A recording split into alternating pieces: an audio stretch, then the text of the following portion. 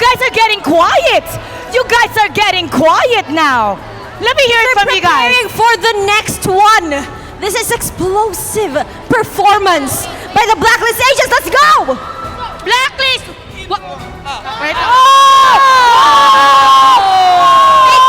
Two. What? What? Two.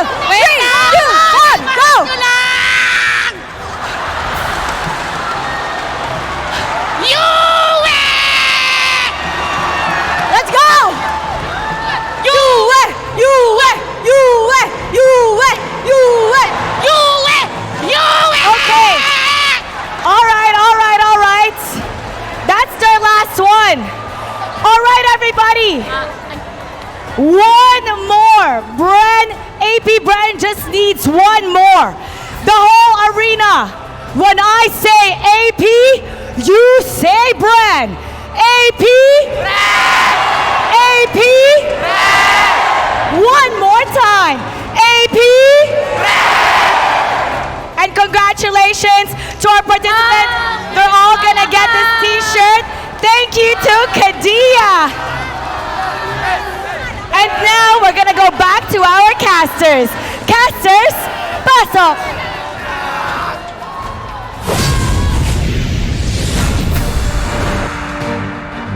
Prime time nga. Prime time nga.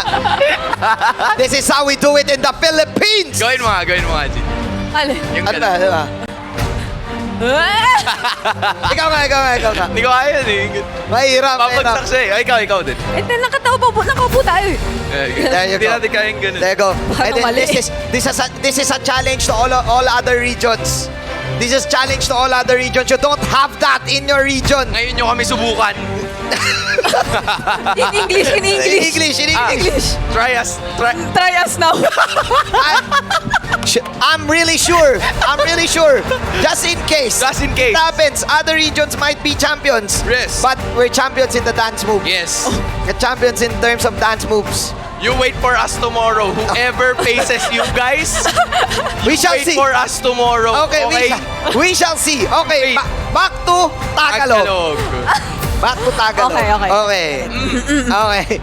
Pero galing talaga. Ang lupit nun. Lalo na si Jason, yung umikot-ikot siya. Antindi. Sobrang lupit. Maging yung sa blacklist, kinulang lang ng baon sa dance moves. Hinatak na nila si Madam Yue. Oo nga eh. Yun yung matindi doon eh, si Oo, Madam Yue. Madam Yue. Si Madam Yue, alam mo ba, katabi namin siya nung MSC. Tapos sina Madam Yue, lagi silang sumasama sa mga laban ng Blacklist Central. Kahit saan mapunta. M4, MSC. Ano malupit? Di ko nga lang alam kung nandun sila nung SEA Games eh. Di ko lang maalala kung ISM ba nandun sila. Anyways, yun ang suporta ng ating mga fans. Kaya kitang-kita mo talagang love na love nila ang teams na binabayasan nila. We are now looking at the Flappening. Flap TZ. Or should I say, the longest one. Ano dami na. Ang dami na eh. The Canon event. The Canon event, the Ang longest one, total M-Series stats, 40 games played. At tingnan mo, tinuturo niya kung nasa ng restroom. Oo nga. Nandun sa site na yon. Okay. Salamat, Flap. Salamat, Flap. Yan na nga. Ayan na. Si Pero Flap. ngayon, hindi niya tinuturo yung restroom. Hindi niya. Sabi niya, di na daw siya masyado nakakapagbuhat eh. Kaya hindi niya maturo. Anyways, binubuhat naman niya ang bawat isa. Binubuhat nila ang bawat isa.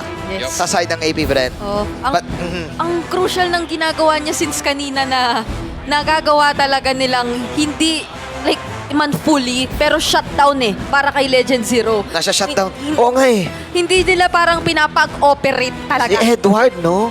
Bihira mo makita kay Edward na nakakalaro naman siya, nilalaban niya at hindi siya totally in esports term. Pugo, di ba? Yun yung mga yun yung kapag nalugi ka sa lane eh. Si Edward naglalaro pa rin pero hindi niya magawa yung Legend Zero things. Yes. Dahil na ba, ano to, na-outplay ba siya ni Flap ngayon or is it just AP Bren? They know it. They know na wag mong papaganahin si Edward. Yeah. We got this. Feel ko it has something to do with that apart from yung laning matchup talaga, yung parang hero matchup. Hindi sobrang pumapabor kay Edward for the past 2 games. Parang nakikita natin na nalalagay siya sa sitwasyon na parang hindi niya sobrang nabibigay yung all-out respo, mabilis ang ikot na mas kinagawian nating makita from his playstyle. Oo nga no? Parang madalas pa nga pag nagbe-Benedetta siya, meron mga split na nagagawa si Abunjing. Tama no? Tama pagkasabi ko, Tama, Abunjing. tama si Oo. Mr. Edward, this Bakit is ang the... bilis na naman? Right now! Here we go. Here we go. That's it. That's it. Kanina pa to hinihintay. Here we go. Kanina pa to hinihintay. The bestest is here. The freshest is here. Alright. From Hitman to Hillman na gagamitin ni Rene J. Pag iba gumamit nito, ewan ko na, I mean sa lineup nila, malamang kay Rene J yan. Yeah. Parang kaninang since game 1 ka, medyo mabilis yung palitan natin. So, you might want to consider the back siya in case kung ikaw si Kyle TZ dahil meron kang talagang pansagot or anti-heal in a sense. Pero kasi yung lineup ngayon ng Blacklist parang hindi pala sobrang okay kasi may sasalubong at sasalubong sa'yo. So, may Martis na lang for Kyle TZ instead dahil open pa naman pala siya to this point. Kung sila naman ngayon ang makakapag-establish ulit ng early game, medyo nakakatakot na sitwasyon ito. Pero meron naman ng sustain ang Blacklist International. So, medyo pwede mas maging matapang sila for the early game. Tatapusin na ba? Tatapusin na ba si Chewy? Nawintang ako dun Nawintang din ako doon eh. Ito lang guys bilis pumili ng... Tama si Hans, bilis pumili ngayon ng Blacklist International na prayo nila ang Fredrin. Yeah. Na prayo nila ang Fredrin. Which is kanina, game 1, game 2, sinabi natin, binana Fredrin, ninakaw naman. Oh. Inopen to. May mga times though, na naririnig ko sina friend, especially nung ISF na ganyan sila mag-usap. Bigay natin to ngayon. So, may ano ba to, Hans? Meron ba tong psycho na ginagawa ang AB friend? Sige, kunin nyo yung mga heroes. Kunin nyo lahat. Ano ba ibig sabihin nun? Possible. Kasi, as of this moment, nakikita naman natin na parehas yung kits na meron itong dalawang teams na It's to. my way Parehas or the merong mid, highway. jungle, It's Bennett. and rogue. Like, kompletos recados na talaga. So, magkakatalo na lang talaga dun sa dalawang teams na natitira or like dalawang roles na natitira dito. I mean, you already have the X-shot Yes. that's out. Pero gumamit ng Claude kanina si Oheb. Dalawang beses nang gumagamit ng Oheb si Claude. Dalawang beses nang gumagamit ng Claude si Oheb. Oo. So, will this be a change? Lalo na ngayon na Estes yung hawak nila. Yes. I feel like mas well-rounded ito for Blacklist International, yung first 3 picks na meron sila so far. Kasi yung isa sa mga pinaka-major problems nila, magmula pa kanina, is again, yung nagiging presence paulit-ulit ni Flap kapag ka nagugulat siya. Although, at kahit meron silang taga-front o taga-salo, kumbaga, ngayon na meron silang taga-harap, taga-salo, in the form of Fredrin na hawakan ni Sensui na isang comfort pick talaga, meron na silang pwedeng isagot sa mga panlilikod o mga panggulat na gagawin nga nitong si Flap kasi Estes naman ang hawak nila this time around na kung sustain lang ang usapan at talagang pangmatagalan, siya na yung pwedeng dumikit. Yeah. Talagang umalalay na dito. Yeah. So, regardless kung hindi na mag-Claude dito si Oheb, magiging kampante pa rin naman sila with the first 3 picks Yeah. so far na kinuha ng Blacklist International. At ito yung laro kasi na gusto nila eh. Dito nakilala ang Blacklist International. Yang Estes na skin na yan, may reminder yan eh. Kung kailan sila nanalo ng M3. Ito ang We Want Estes ng Blacklist International na unlike the Angela kanina, isa lang yung napaprotektahan. Ngayon, kapag umabot sa team fight, umabot tayo ng ultra late game, 5 ang hahawakan ni Rene J. Mala low-key na hinawakan ang multiverse ng Blacklist. Sorry at na-spoil kayo. Wala na, ang tagal na nun eh. Ngayon na hindi nyo kayo nanood eh. Anyways. Time and tide wait for no man. Oh. Uy. Oh, Beatrix. We're gonna run it back sa mga classics, sa mga OGs, kung saan nagsimula lahat ng mga nicknames. 2 words. 2 words. Filipino Sniper. Ang nagpa-special doon, alam mo kung ano? Ano? Filipino. Filipino. Dahil maraming sniper. Sa buong... Oy! Uy! Okay. Glue! Oh! Glue! Oh, napalingon ka ha. Parang... Gagamitin ni Tulonglist Longest 1! one! Ito yung mga panghero ni Flap. Oh my... Okay. Alright. Ay. Alright. Alright. Glue pick. Glue! Well, hindi na siya yung sobrang gulat, pero pwede pa din. Kasi may mga flicker talaga pasok na ginagawa yung glue eh. Glulat. Glulat! So, ang gagawin niya ngayon, mang-didistrap, mang-guglulat. Mang totolonggis. Tama. Manggaganon! Oh, the perfect to longest hero. Yun yung perfect eh. Okay, titingnan natin ha. Kasi prio pick, again, na-hype tayo sa Filipino sniper. Yup. Na-hype tayo, the one and only Kiel1. The one and only Oheb. Is this the hero? Para sa akin ha, personally, bilang isang marksman, prio talaga ngayon ang Claude at ang 1-1. At mayroon na ng mga certain cops na pasok ang Beatrix. Ikaw din, alam ko. Brigida, nagbe-Beatrix ka. Pero kailangan mag-snowball nito. Oo, kailangan. So, ang mga Beatrix na naaalalayan ay hindi malayong mata mo ang gusto nilang paroonan. At ito yung sitwasyon nga na pwede nating makita in action na ma-activate si the Filipino sniper sa alalay ng kanyang mga kasama. Though, ang tricky ngayon at ang tinitignan din nating lahat kung paano lalaroin ni Flap TZ at guguluhin ang blacklist with this glue na talagang mukhang pansagot nila sa Estes o sa dikit-dikit na laro ang gusto nilang gawin. Oy, tsaka guys, take notice ha. Hindi siguro natin napansin as much, pero kinuha na ni Sensui yung Fredrin. Yun yung isa sa mga heroes na talagang nagbigay sa kanila ng problema right from the start. Yes. Cal TZ is very comfortable with just unleashing yung Appraiser's Wrath and the Retribution combo. So ngayon na medyo may halo na siya, there is a very good possibility na makakakontest siya lalo in terms of the objectives, lalo na ngayon. Kung titignan natin yung mga items, a bit of offensive and defensive items ang kinuha ng mga roamers and especially yung ibang mga main damage dealers. Plus, we also saw the emblems earlier. You have the 4 quantum charges na meron ang AP Bren. Pero flickers naman para sa buong koponan. So, team fight talaga ang mangyayari. Let's see. Top lane, Polado. Flicker's gonna be committed by Flap TZ para makatakas sa pagkakataon na yun. Although, wala na siyang flicker para sa unang turtle. 3 and 42. Malamang nag-call na si Edward dyan. Flicker burn. Oh, parang nag-attempt pa sana dun si Flap TZ na pumasok na lang dun sa bush pero nung parang sabi niya, ay hindi aabot, mababagsak na yung appraisers. Pinlaker na lang para sure eh. So, wala yung gulat factor na pwedeng, or yung glulat factor na pwedeng gawin dito ni Flap TZ mamaya kapag nagkaroon na tayo ng turtle. So, tatapangan na to ng Blacklist International for sure. Lalo pa at napilitan talaga nilang gamitin o i-burn netong si Flap TZ yung skill na yun. Ang tapang na rin ng Blacklist International. Unlike kanina na na-outplay sila ni Ogwen. Oh, teka lang. Ogwen is gonna be committed here. It's Yue getting that first blood going on to the hands of Blacklist International at mukhang Flap TZ ngayon. Finally, nakapunta siya ng level 4. Mukhang papalag na to. At yung Glulet ay lumabas na. Here comes the longest one. Nag-aabang na naman ang kanyang mapupunteriya. But Brandon J and Yue, nagdikit-dikit na ang mga members ng Blacklist International. Nagpaliwanag na rin. Si Brandon J making it happen for his team. NetherRealm is gonna be committed as well. Pero walang magkakamatayan muna. Hindi pa nakakommit. Pero finally, it's gonna be Sensui.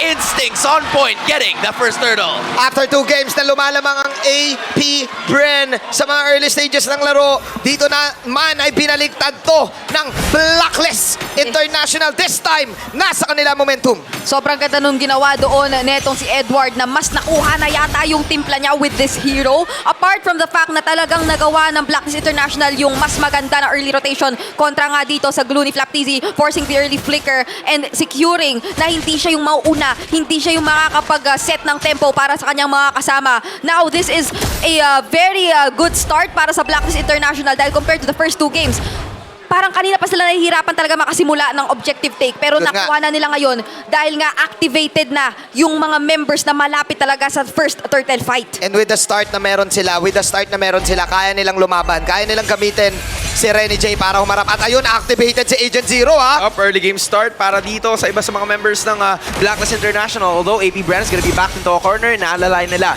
si Super Marco. Pero makaharap din naman niya ang Bennett's Rage. And that is gonna be an easy clear for the side of Blacklist International. AP Brando, they're looking for scraps at this point kasi medyo yung ginagawa nilang panggagangster kay Sensui kanina, si Sensui na ang gumagawa. Hindi na pwede, sabi ni Sensui. Favorite ko to eh. Gangster! Gangster, Fredrin ko na to eh. At hindi na ngayon nagagangster ni Ogwen si Sensui. Siya na ngayon na nagsusone. Literal na buhay ng gangster. Literal na kailangan mo talagang mag-ingat. Literal na isang bala ka lang. Kailangan mo nang mag-back away. Pero, And they're taking things into their own hands. daming nakukuha ng Blacklist ngayon ha. You have a lot of energy shields. Those plates, those energy shields ay nakuha ng buong buo ni Filipino Sniper. Yes. Ngayon, Kill 1. parang nakikita mong mas aktibo, activated na talaga si Edward as compared to Flap TZ na nahuhuli sa pag-clear, nahuhuli sa pagsunod.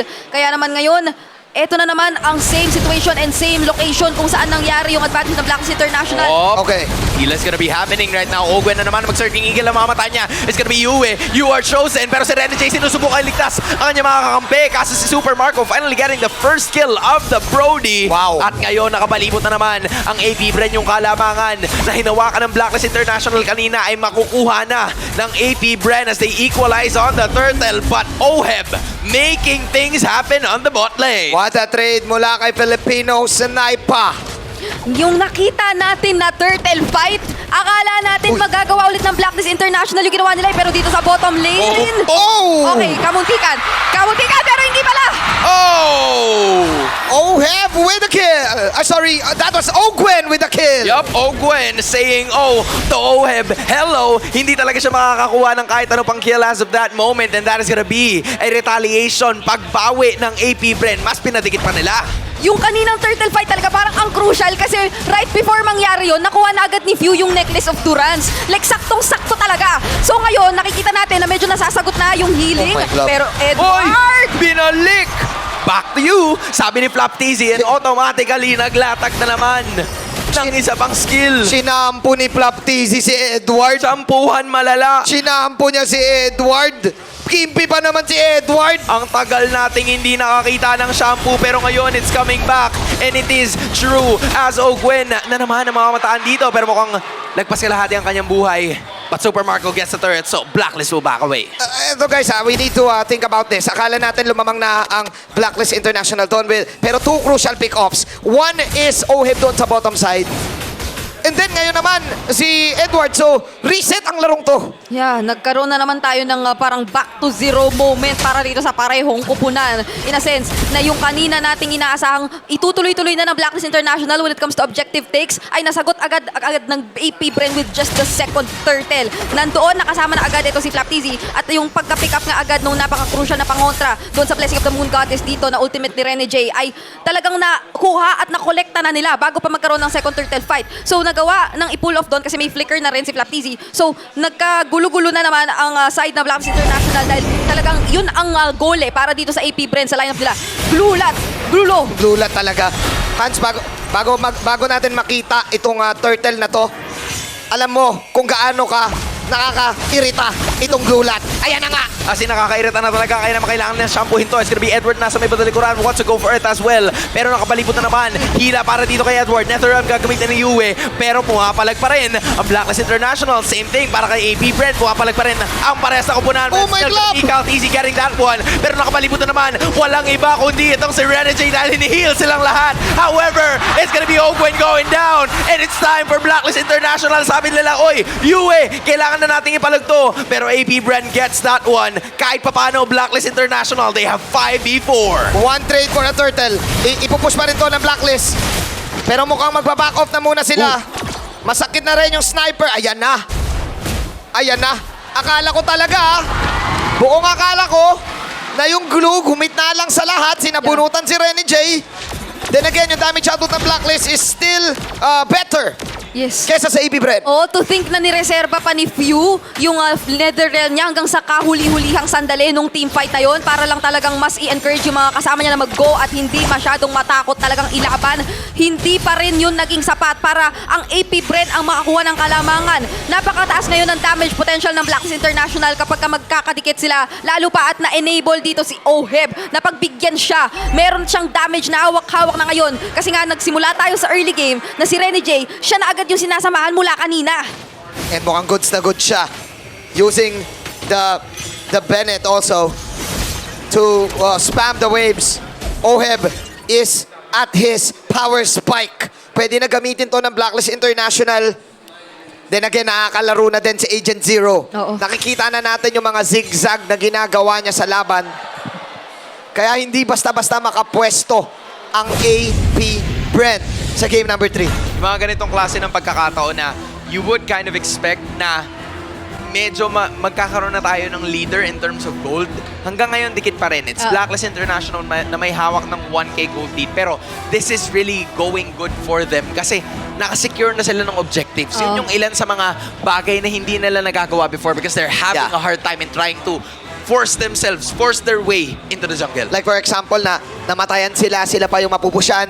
'Di ba? Ngayon, kahit na nakukuhaan sila ng turtle, yung mga trades like for example the tower in the top lane, yung macro. Yeah. Dito talaga sila nakilala, yung macro decision making and of the objectives. Yes.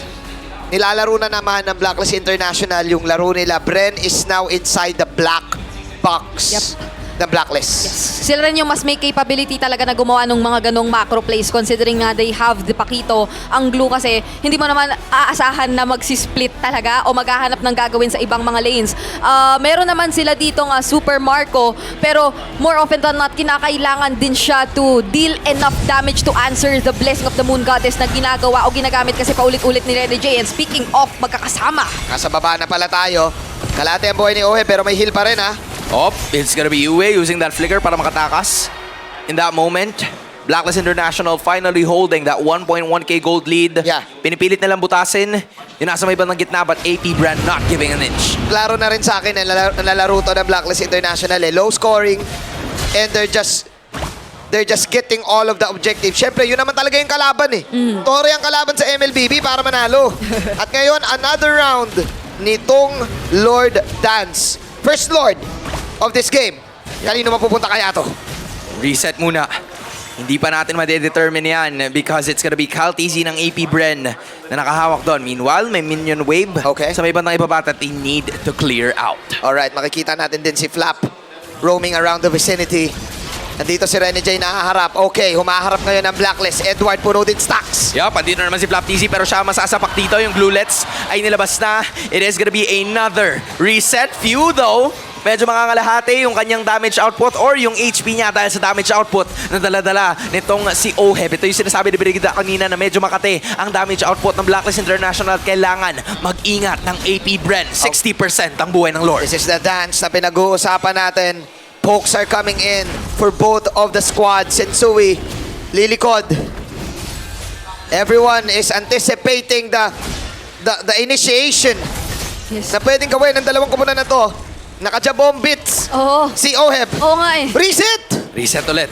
Part 3. Napakatapang actually ni OF to think na I think naka-Bennett and Renner yung kanyang dala-dala. Bennett. Ngayon, parang Bennett and Nibiru yan. Nibiru Alright, na alright. kanyang dala. So, pwede talaga tayong basta may malapit na And first first naman si Kaltizi mamataan pero makakatakas pa siya sa tulong ng Netherrealm this time around. It's gonna be the Netherrealm ng Blacklist International. Wala pa nga dito yata yung Oh my God. Ren J. Hinihintay Oh my nila na God. magkataon na yun na.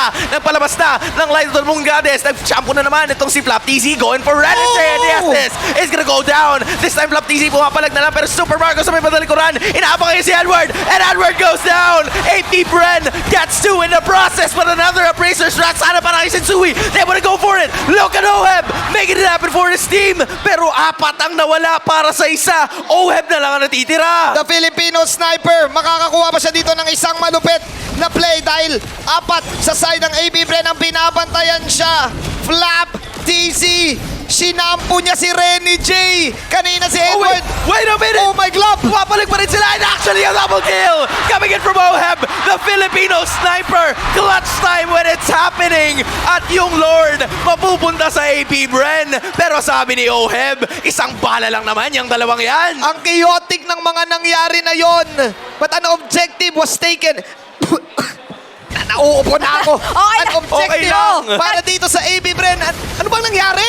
Gets mo talaga kung paano talagang magre-react na lang pati yung mga katawan natin sa mga pangyayari dito eh. Pero yung naging targeting doon ni Flap TZ was very crucial talaga for Blacklist International again. Making sure na yung nahuli niya at that moment was Rene J. At si Rene J yon na nagamitan na rin dito ng Necklace of Durance. Si Rene J yon na napoke na nila Few at tinarget nung ibang mga membro ng AP Bren. So long as wala na siya sa equation, talagang pwede nang magmatapang ng paulit-ulit ang AP Bren pagka meron silang gustong mga hanapin. Wala na rin namang iba pa na pwedeng additional sustain na makuha at matanggap ang Blacklist International. Meron naman sila ng Netherrealm pero na-force na rin agad at may team fight muli. This time, si Sensui ang masyashampoo. Medyo masastuck siya dito, Netherrealm. And also, yung heal na nagkagaling kay Renjay, magagamit na rin. Pero hindi pa rin mawawala yung iba sa mga members ng Blacklist International. One ultimate has already been used, pero buhay pa rin ang mga agents. They wanna go for the defense. Hindi pa naman makakabangga itong Lord na nandito sa may bandang gitna. They want to go for the extra mile na target lock na naman. Itong si Super Marco, Renjay and Oheb, pinoprotektahan ng isa't isa. Wala na namang minions ang AP Bren. Depensang matatag.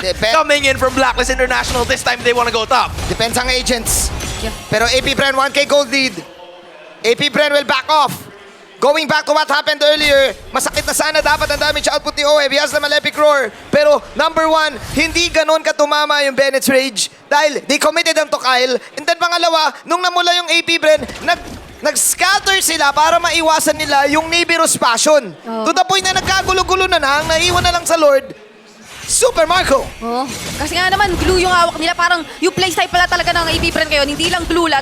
Dapat gulo-gulo yung team Magulo. fight. Magulo yung mga team fight na nangyayari para hindi masakto ng Blacklist International yung mga gusto nilang isakto tulad niyan. Kaso, speaking of which, it's gonna be sakto na naman. May ipit out sa Flap TC, pero nakapag-shampoo na naman. Although he's the one who goes down. Glue finally is out. Shampoo is gonna happen for another day. And look at that. As all of that was happening, Edward, siya naman ngayon na magkakaroon ng canon event para makabutas at nagbibigay buhay na naman ang Blacklist International. Nakakalaro na si Agent Zero. Let's see what's gonna happen.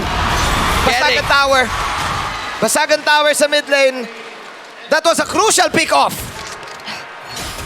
Ibang klase ngayon ang ginagawang pagtatansya ng Blacklist International. Meron na silang tiwala at meron na silang mga assignments. Oh. Pinipili na lang mag-group together na mga dapat mag-group together. Binihiwalay na yung mga dapat at isasama na lang nila kapag kinakailangan na. Maganda ang nagiging advantage ng AP Bren kapag nakakita tayo ng mga team fights or 5-on-5 situations dahil nga meron silang isang Flap TV na meron agad na isolate na nakukuha. Pero nasa punto na ang Blacklist International na masakit na talaga ang damage meron si Oheb dito sa Beatrix. Yes. Yung Nibiru ay sapat na para tunawin ang glue kapag ito ay nagtangka. Kailangan itong si Flap TZ ang glue. Shampoohin niya ang tamang dapat shampoohin. Shampooin ng dandruff. Oo. Kailangan kung sino man ang shampoohin, dapat tamang tao. Dapat tamang tao. Tingin ko dapat nga si Rene G. Oo, pakiramdam ko rin eh. Pakiramdam ko rin and as of this moment, naghihintay lang si Flap. Siya ngayon ang pumupronta dito sa Lord. Dito longest one. Ay, Nagpapatak ng shampoo. Unti-unting nagsaslam-slam. Ganito kagulo yan ha. Ganyang kagulo ang glue. Pero si Edward, spatan niya ba si Edward dito? Hinawakan na ni Rene J si Sensui. At ihahatid ni Sensui. Reset. Ang Lord pabalik sa Lord Pit. Reset. Kuha lang muna dito. Nandito Wanderer for sure. Para sa side naman ng Blacklist. This is it, Edward. Sumasyado boxing lang. Oh, grabe yung sayaw nyo nakikita natin dito. Lamang din ng kaunti yung wave sa bot ng AP Bren. So, medyo mamamataan naman yun ng Blacklist International. Pero they're at this point na ayaw nilang bitawan to for sure. Nanggigigil ang Oo. pare sa koponan. Dama mo yung gigil. Unti na lang kukurutin na nila to eh. This is round 3 already. Nagkakakurutan na dito sa my Lord Pit. Alam mo yung kurot ka na, di mo lang magawa eh. Last to aray challenge. Oo eh. Last to laugh.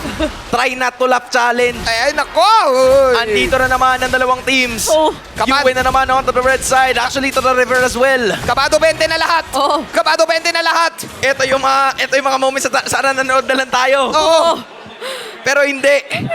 Round 3. Lord reset na naman. Lord reset na Pero naman. minamadali ng Blacklist. Kurot na to! Kurot na to eh! Kurot na sila. Sapak na rin si Edward eh. Kanina pa siya nandun eh. Pero si Ogwen. Okay. Ogwen gumawa na naman ng extra move. Oheb na naman. Mapipilitan na gumamit na yung flicker. Ito naman si Edward sa may badalikuran. Sensui already committing that Netherrealm. Ito na yata ang tamang pagkakataon para sa Blacklist International. Shumampo na si Flap. Will they be able to secure this one? Sensui sacrificing his life. And still, Kaltizi getting that Lord onto the side of AP Bren. Pero si Oheb, di naman bringing glue down. And the rest of the members of AP Bren wants to go for it. But Oheb is out. Kyle TZ naglatag na naman ng extra decimation. Yue ay kailangan mabuhay sa pagkakataon na to. Flicker to be able to get away. Ogwen nandun. At tatlo ang nawala sa mga agents. Yue buying a bit more time. And it's only Edward. Agent Zero is the only one alive. Sa tagal-tagal na nangyaring Lord Dance na yon, isa lang ang nanaigid. That was AP Bren. Anong nangyari?